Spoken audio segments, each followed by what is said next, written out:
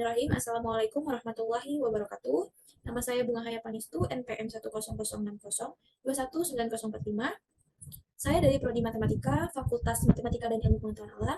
Di sini saya akan mempresentasikan hasil penelitian saya yang berjudul Data Mining menggunakan algoritma Netflix classifier untuk evaluasi kinerja karyawan. Kemudian terdapat pendahuluan yaitu latar belakang, yaitu data mining adalah proses untuk memperoleh informasi baru dengan menganalisis sejumlah data besar untuk menentukan atau menemukan sebuah pola. Kemudian data mining juga sering disebut sebagai proses penggalian pengetahuan dari sekumpulan data yang sebelumnya belum dipahami secara manual. Data mining juga merupakan salah satu proses dari discovery base atau KDD.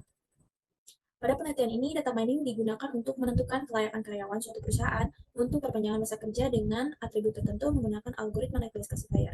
Terdapat identifikasi masalah. Yang pertama, bagaimana proses data mining mengevaluasi kinerja karyawan menggunakan algoritma Netflix classifier. Yang kedua, bagaimana akurasi model Netflix classifier dalam menentukan status karyawan. Kemudian tujuan penelitian yaitu pertama, mengetahui identifikasi dan klasifikasi evaluasi karyawan menggunakan metode Net-Based Classifier. Yang kedua, mengetahui akurasi model Net-Based Classifier dalam menentukan status karyawan. Kemudian manfaat penelitian yang pertama dapat membantu dan memudahkan pihak perusahaan dalam upaya status perpanjangan masa kerja. Kemudian yang kedua, memberikan tambahan informasi bagi pihak perusahaan mengenai potensi kinerja karyawan sendiri. Kemudian untuk klasifikasi Net-Based Classifier sendiri adalah sebuah pengklasifikasian probabilistik secara sederhana yang dapat digunakan untuk memprediksi suatu probabilitas keanggotaan suatu kelas, di mana untuk bentuk umumnya terdapat pada layar. Untuk matriks sendiri merupakan metode atau alat yang digunakan untuk mengukur sebuah akurasi pada data mining. Kemudian untuk tabel model matriks yang pertama adalah ada tabel 1, yaitu di mana ada observed class dan prediksi class, di mana observed class-nya misalkan true, kemudian prediksinya adalah true, kemudian ini adalah true positive. Kemudian, untuk proses data mining sendiri, terdapat preprocessing, di mana preprocessing ini digunakan untuk mengelompokkan data mining, yaitu dibagi menjadi dua, data training dan data testing. Di mana preprocessing ini dibagi menjadi 3 bagian, di mana adalah koleksi data, di mana data yang didapatkan dari suatu perusahaan, yaitu terdapat 112 karyawan, di mana yang diseleksi data menggunakan kelengkapan atribut dari atribut variabel penelitian itu adalah dari faktor mempengaruhinya, dan kemudian didapatkan 100 data yang digunakan sebagai data penelitian. Kemudian setelah diseleksi, diinputkan data ke dalam Microsoft Excel.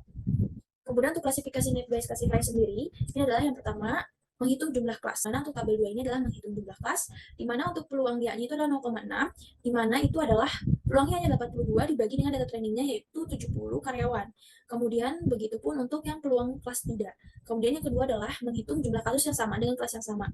Sini terdapat tabel 3 yaitu peluang kriteria dengan kelas yang sama. Itu misalkan untuk kriteria A terdapat C1 sangat baik, C2 baik, C3 cukup, di mana peluang kelas ya sangat baiknya itu adalah 14 karyawan, kemudian untuk tidaknya ada 5 karyawan, di mana peluang ya dengan kelas yang sama itu yang sangat baik adalah 0,33 dengan cara peluang ya-nya itu adalah 14 dibagi dengan total dari peluang ya sangat 14 dibagi 42, 0,33. Begitupun seterusnya. Dan untuk menguji hasil klasifikasi Net-Based Classifier ada yaitu pertama untuk tabel 4, misalkan terdapat peluang ya dan tidak, itu dipisahkan tabelnya masing-masing. Misalkan contoh pada layar adalah tabel peluang ya, di mana K71 adalah 0,09, B adalah 0,09, C adalah 0,21, dan seterusnya. Kemudian dari K71 itu dikalikan dari variabel penelitian atau atribut A sampai dengan J dikalikan, maka hasilnya itu adalah 0 dari K71, K72 adalah 0,000008622, begitupun sampai K100.